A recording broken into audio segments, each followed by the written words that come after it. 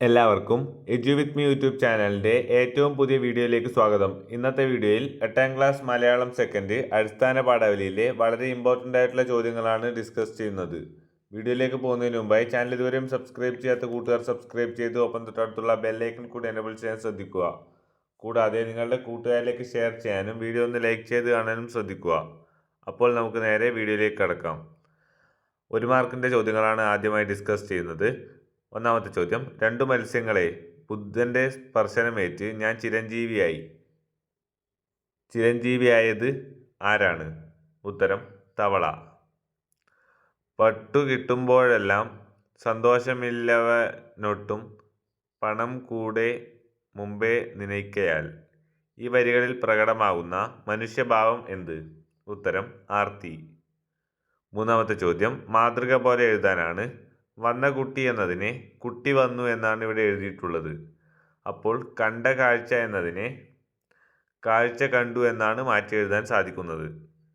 നാലാമത്തെ ചോദ്യം, പാടുപെട്ടു ജോലി ചെയ്യാതെ നീ എടുത്താൽ മാമ്പഴം ഉടൻ കല്ല്.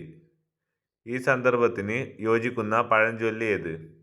ഉത്തരം എല്ലുമുറിയെ പണിയെടുത്താൽ പല്ലുമുറിയെ തിന്നാം. അഞ്ചാമത്തെ ചോദ്യം, ശരിയായ പദച്ചേരുവ ഏത്?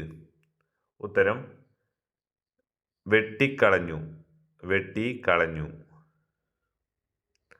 അടുത്തതായി 2 മാർക്കിൻ്റെ ചോദ്യങ്ങളാണ്.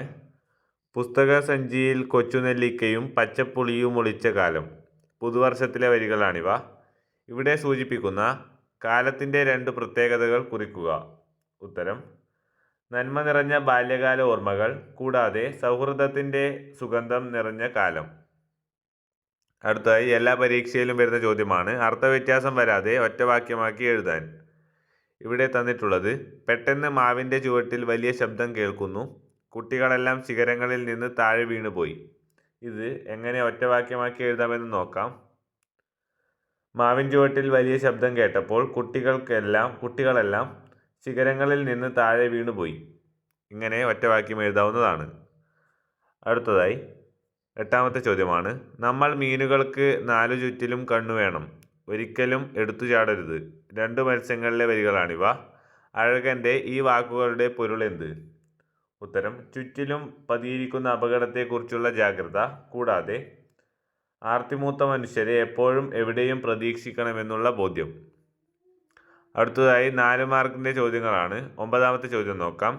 എല്ലുകൾ ഉന്തി നിൽക്കുന്ന ആ ശരീരവും വളഞ്ഞ നട്ടെല്ലും ഒട്ടിയ കവിളും കുഴിഞ്ഞ കണ്ണും അർദ്ധനഗ്നമായ ശരീരവും ഒറ്റനോട്ടത്തിൽ തന്നെ അയാളെ ഒരു കൃഷിക്കാരനെന്ന് വിളിച്ചു പറയും. അയാളുടെ കാലടികൾ ഇടറുന്നുണ്ടായിരുന്നു, കൈ വിറയ്ക്കുന്നുണ്ടായിരുന്നു, കണ്ടം ഉണങ്ങിക്കഴിഞ്ഞു. ഹൃദയത്തിൽ നിന്ന് ആരോ നടത്തുന്ന വാഴവെട്ടിൻ്റെ മാറ്റൊലികളും. ആ വാഴവെട്ട് എന്ന പാഠഭാഗത്തിലെ വരികളാണിവ. സന്ദർഭങ്ങൾ വിശകലനം ചെയ്ത് മർക്കോസ് ചേട്ടന് മണ്ണിനോടും കൃഷിയോടുമുള്ള സ്നേഹത്തെക്കുറിച്ച് കുറിപ്പ് തയ്യാറാക്കുക. ഉത്തരത്തിൽ ഉൾപ്പെടുത്താവുന്ന കുറച്ച് പോയിന്റുകൾ നോക്കാം. മണ്ണിനെ അറിഞ്ഞ് കൃഷി ചെയ്ത കർഷകൻ, കൂടാതെ പ്രതികൂല സാഹചര്യങ്ങളിലും കൃഷിയെ നെഞ്ചോട് ചേർക്കുന്നു. സസ്യലതാദികളെ മക്കളായി കാണുന്ന വിശാലമായ കാഴ്ചപ്പാട്. ഒപ്പം പ്രകൃതിക്കും മണ്ണിനുമുള്ള മാറ്റങ്ങൾ തിരിച്ചറിഞ്ഞ കർഷകനാണ് മർക്കോസ് ചേട്ടൻ. ഏറ്റവും അവസാനമായി കർഷകരെ ദ്രോഹിക്കുന്ന നയങ്ങൾക്കെതിരെ ശക്തമായി പ്രതികരിച്ചു. ഈ പോയിന്റുകൾ ഉൾപ്പെടുത്തി നല്ലൊരു കുറിപ്പ് നിങ്ങൾക്ക് തയ്യാറാക്കാവുന്നതാണ്. അടുത്ത ചോദ്യം നോക്കാം. കിട്ടിയതൊന്നും മതിയല്ല പിന്നെയും കിട്ടിയാലും മതിയല്ല ദുരാഗ്രഹം. കിട്ടും പണമെങ്കിൽ ഇപ്പോൾ എന്ന കവിതയിലെ വരികളാണിവ. 10 കിട്ടിൽ 100 മതിയെന്നും ശതമാക്കിൽ സഹസ്രം മതിയെന്നും ജ്ഞാനപ്പാനയിലെ വരികളാണിവ. വരികൾ താരതമ്യം ചെയ്ത് കുറിപ്പ് തയ്യാറാക്കാനാണ് ചോദ്യം. ഈ 2 വരികളിലും മനുഷ്യൻ്റെ ആർത്തിയും ദുരാഗ്രഹവുമാണ് പറയുന്നത്. എത്ര കിട്ടിയാലും മതിയാകാത്ത മനുഷ്യൻ്റെ അവസ്ഥ ഇവിടെ സൂചിപ്പിക്കുന്നു. ജ്ഞാനപ്പാനയിലെ സമാന ആശയമുള്ള വരികൾ ആണ് ഇവിടെ നൽകിയിട്ടുള്ളത്. 10 കിട്ടുന്നവന് 100ഉം 100 കിട്ടുന്നവന് 1000ത്തിനും വേണ്ടി പരക്കം പായുന്ന മനുഷ്യരെയാണ് ഇവിടെ സൂചിപ്പിക്കുന്നത്. കൂടാതെ സംതൃപ്തി കണ്ടെത്താൻ കഴിയാത്ത മനുഷ്യൻ്റെ ജീവിതാവസ്ഥയും ഇവിടെ വരച്ചു കാട്ടുന്നു. അടുത്ത ചോദ്യം നോക്കാം. മണ്ണിൽ എവിടെയെങ്കിലും ഉണ്ടാവും ജീവനെ കുളിരണിയിക്കാൻ നിറയെ വെള്ളമുള്ള ഒരിടം. കിളിമകളോട് യാത്ര പറഞ്ഞ് വെള്ളം വറ്റി തുടങ്ങിയ പാറയളുക്കുകൾക്കിടയിലൂടെ അവർ യാത്ര തുടങ്ങി. അഴകൻ്റെയും പൂവാലിയുടെയും പ്രതീക്ഷയാണോ ഈ സന്ദർഭങ്ങളിൽ തെളിയുന്നത്? നിങ്ങളുടെ അഭിപ്രായം കുറിക്കുക. അഭിപ്രായക്കുറിപ്പാണ് ഇവിടെ തയ്യാറാക്കേണ്ടത്. അതിലെ കുറച്ച് പോയിന്റുകൾ ഇവിടെ പറയാം. പ്രതീക്ഷയുടെയും ശുഭാപ്തി വിശ്വാസത്തിൻ്റെയും കരുത്തിലാണ് അഴകനും പൂവാലിയും യാത്ര തിരിക്കുന്നത്. പ്രതിസന്ധികളിൽ പരസ്പരം താങ്ങായി അതിജീവനത്തിൻ്റെ മതിലു പണിയുന്നു. അടുത്ത തലമുറയ്ക്ക് ജീവൻ പകരാൻ മണ്ണിലെവിടെയെങ്കിലും വെള്ളമുണ്ടാകുമെന്ന പ്രതീക്ഷ രണ്ടുപേരിലും കാണാൻ സാധിക്കുന്നു. ശൂലാപ്പ് കാവ് ഇല്ലാതായിട്ടും പ്രതീക്ഷ കൈവിടാതെയുള്ള യാത്രയാണ് ഇവിടെ കാണാൻ സാധിക്കുന്നത്. ഇനി മാമ്പഴം, ഇതു തേൻകനി, വിയർപ്പിൻ കനി. തേൻകനി എന്ന പാഠഭാഗത്തിലെ വരികളാണിവ. തേൻകനിയെ വിയർപ്പിൻ കനി എന്ന് വിശേഷിപ്പിച്ചതിൻ്റെ പൊരുൾ വിശകലനം ചെയ്ത് കുറിപ്പ് തയ്യാറാക്കാനാണ് ചോദ്യം. അവനവൻ ശ്രമിക്കുമ്പോൾ മാത്രമാണ് ഫലങ്ങൾ മധുരമുള്ളതാകുന്നത്. അധ്വാനത്തിൻ്റെയും വിയർപ്പിൻ്റെയും വില മനസ്സിലാക്കി തരുന്നു. എല്ലുമുറിയെ പണിയെടുത്താൽ പല്ലുമുറിയെ തിന്നാമെന്ന കാഴ്ചപ്പാട് ഇവിടെ വ്യക്തമാകുന്നു. കൂടാതെ ജീവിത പ്രതിസന്ധികളെ വിവേകത്തോടെ മറികടക്കുന്നവർക്ക് വിജയം സുനിശ്ചിതമാണ് എന്ന ബോധ്യവും ഈ വരികൾ നൽകുന്നു. പട്ടുകിട്ടുമ്പോഴും സന്തോഷമില്ലവനൊട്ടും പണം കൂടെ മുമ്പേ നനയ്ക്കയാൽ വിരവാളിച്ചേല കിട്ടി എന്നാകിലോ പോരാ തരിവള കിട്ടുവാൻ ആഗ്രഹം. കിട്ടും പണമെങ്കിൽ ഇപ്പോൾ എന്ന കവിതയിലെ വരികളാണിവ. കുറിക്കുകൊള്ളുന്ന സാമൂഹിക വിമർശനമാണോ ഈ വരികളിൽ ആവിഷ്കരിച്ചിട്ടുള്ളത്? വിശകലനം ചെയ്ത് പ്രതികരണക്കുറിപ്പ് തയ്യാറാക്കാനാണ് ചോദ്യം. ഉത്തരം നോക്കാം. മനുഷ്യൻ്റെ ദുരാഗ്രഹത്തെ വിമർശനാത്മകമായി അവതരിപ്പിക്കുന്നു. കൂടാതെ വലിയ സന്തോഷങ്ങളിൽ പോലും സംതൃപ്തി കണ്ടെത്താൻ കഴിയാത്ത മാനസികാവസ്ഥ, അംഗീകാരങ്ങളും സമ്മാനങ്ങളും ലഭിക്കുമ്പോൾ അതിലും വലിയ നേട്ടം കിട്ടിയില്ലല്ലോ എന്ന നിരാശയാണ് മനുഷ്യനിൽ കാണാൻ സാധിക്കുന്നത്. സാമൂഹിക വിമർശനത്തിൻ്റെ മേമ്പൊടി ചേർത്ത് അവതരിപ്പിക്കുന്നു.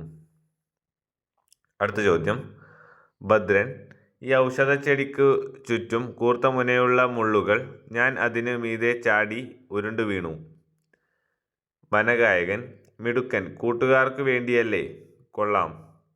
ഭദ്രൻ, അതെ, ഈ രക്തം പൊടിഞ്ഞ വേദന പോലും ഞാൻ അറിഞ്ഞില്ല. കൂട്ടുകാർക്ക് വേണ്ടി എന്തു വേദനയും സഹിക്കാൻ തയ്യാറാകുന്ന ഭദ്രനെയാണ് ഇവിടെ കാണുന്നത്. സൗഹൃദത്തിൻ്റെ സ്വാധീനം ഭദ്രനിലുണ്ടാക്കിയ മാറ്റത്തെക്കുറിച്ച് കുറിപ്പ് തയ്യാറാക്കാനാണ് ചോദ്യം. ഉത്തരം നോക്കാം. മനസ്സിൽ നന്മയുള്ള നിഷ്കളങ്കനായ ബാലൻ, കൂടാതെ ജീവിത പ്രതിസന്ധികളെ വിവേകപൂർവ്വം മറികടക്കുന്നു. അനുഭവങ്ങളിലൂടെ വളരുന്ന കഥാപാത്രം, അധ്വാനത്തിൻ്റെ വില മനസ്സിലാക്കുന്നു. പ്രതിസന്ധികളിൽ സുഹൃത്തുക്കളെ കൈവിടാത്ത മനസ്സ്. അടുത്തത് 6 മാർക്കിൻ്റെ ചോദ്യങ്ങളാണ്. ചോദ്യം നോക്കാം. വെട്ടിയ കുറ്റിമേൽ ചാഞ്ഞിരുന്നാർദ്രമായി ഒറ്റച്ചിറകിൻ്റെ താളമോടെ ഒരു പാട്ടു വീണ്ടും തെളിഞ്ഞു പാടുന്നിതാ ചിറകൊടിഞ്ഞുള്ളൊരീ കാട്ടുപക്ഷി. ഒരു പാട്ട് പിന്നെയും എന്ന കവിതയിലെ വരികളാണിവ. പുഴയുടെ ചോരകക്കിയ ജഡം പോലെ അവിടവിടെ കലക്കുവെള്ളം തങ്ങി നിന്നിരുന്നു.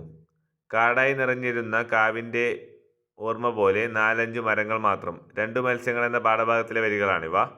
മുകളിൽ കൊടുത്തിരിക്കുന്ന കാവ്യഭാഗവും പാഠസന്ദർഭങ്ങളും വിശകലനം ചെയ്ത് പരിസ്ഥിതി സംരക്ഷണവും വിദ്യാർത്ഥികളും എന്ന വിഷയത്തിൽ പ്രസംഗം തയ്യാറാക്കാനാണ് ചോദ്യം. പ്രസംഗം തയ്യാറാക്കുമ്പോൾ ഒരു അഭിസംബോധന വളരെ പ്രധാനപ്പെട്ട കാര്യമാണ്. കൂടാതെ പ്രസംഗത്തിൻ്റെ വിഷയമായ പരിസ്ഥിതി സംരക്ഷണവും വിദ്യാർത്ഥികളും എന്നത് പ്രസംഗത്തിൽ ഉൾപ്പെടുത്താൻ ശ്രദ്ധിക്കുക.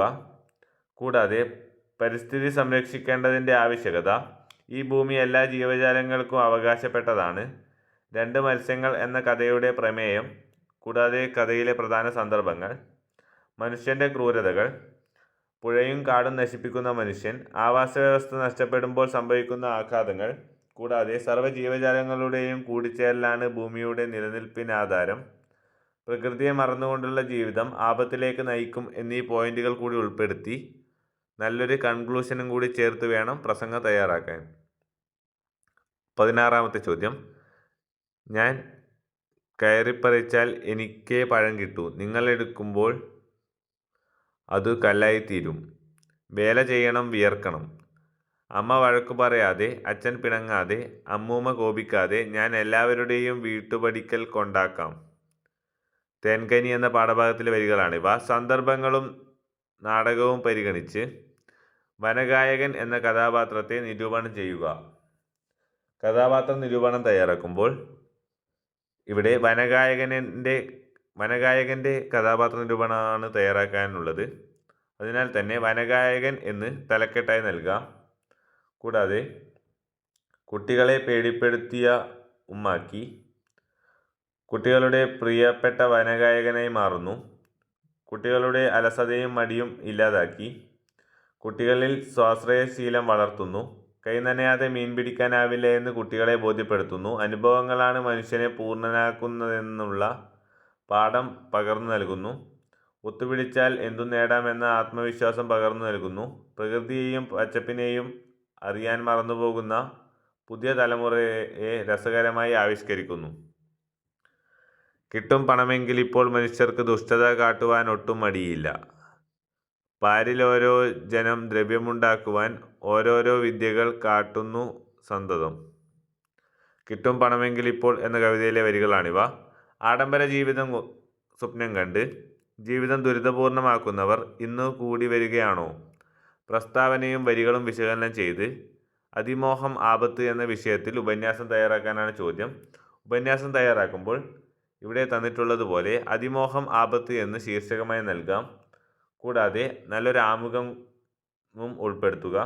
കൂടാതെ ആഡംബര ജീവിതം നയിച്ച് ജീവിതം ദുരിതപൂർണമാക്കുന്നവർ, പണം കിട്ടിയാൽ എന്തും ചെയ്യാൻ മടിക്കാത്തവർ, സമകാലിക സംഭവങ്ങൾ, കുഞ്ചൻ നമ്പ്യാരുടെ കവിതയുടെ ഇക്കാലത്തെയും പ്രസക്തി, രാജസേവ, വ്യാജം ചമക്കൽ, തട്ടിപ്പ്, കൂടാതെ കൈക്കൂലി മുതൽ ആത്മീയ ചൂഷണം വരെ നീളുന്ന സംഭവങ്ങൾ കൂടി ഉൾപ്പെടുത്തി വേണം നിങ്ങളുടെ ഉത്തരം തയ്യാറാക്കാൻ. വീഡിയോ ഇവിടെ അവസാനിക്കുന്നു. വീഡിയോ ഉപകാരപ്രദമായ ചാനൽ മറക്കാതെ സബ്സ്ക്രൈബ് ചെയ്ത് ബെല്ലൈക്കൺ കൂടി എനേബിൾ ചെയ്യൂ. Thank you for watching. By.